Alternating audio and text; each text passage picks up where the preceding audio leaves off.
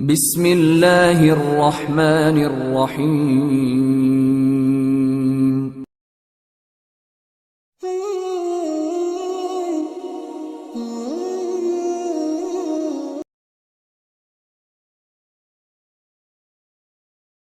حضرت عبداللہ بن عمر رضی اللہ تعالیٰ عنہما بیان کرتے ہیں کہ ہم رسول اللہ صلی اللہ علیہ وسلم کی خدمت پہ بیٹھے ہوئے تھے۔ آپ نے فتنوں اور آزمائشوں کا ذکر فرمایا اور بہت تفصیل سے بیان کیا، حتیٰ کہ آپ نے احلاس کے فتنے کا بھی ذکر کیا۔ تو کہنے والے نے کہا، اے اللہ کے رسول، احلاس کا فتنہ کیا ہے؟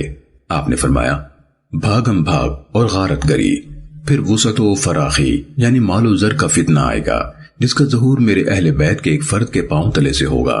اس کا دعویٰ ہوگا کہ وہ مجھ سے ہے، حالانکہ وہ مجھ سے نہیں ہوگا۔ بلا شبہ میرے ولی اور دوست صرف متقی لوگ ہیں۔ پھر لوگ ایک آدمی پر صلح کر لیں گے، جیسے کہ سرین ہو پسلی پر، یعنی نامعقول اور نااہل ہوگا، جس طرح کہ سرین ایک پسلی پر نہیں ٹک سکتی۔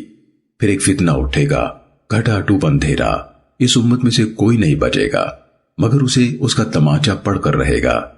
بس جب سمجھا جائے گا کہ یہ فتنہ ختم ہو گیا، وہ اور بڑھ جائے گا۔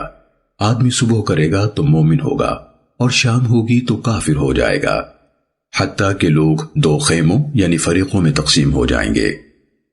ایک خیمہ ایمان کا جس میں کوئی نفاق نہیں ہوگا، اور دوسرا نفاق کا جس میں کوئی ایمان نہیں ہوگا۔ اور جب یہ احوال ہوں تو دجال کا انتظار کرنا، آج آیا کہ کل۔ سنن ابو داود حدیث نمبر 4242۔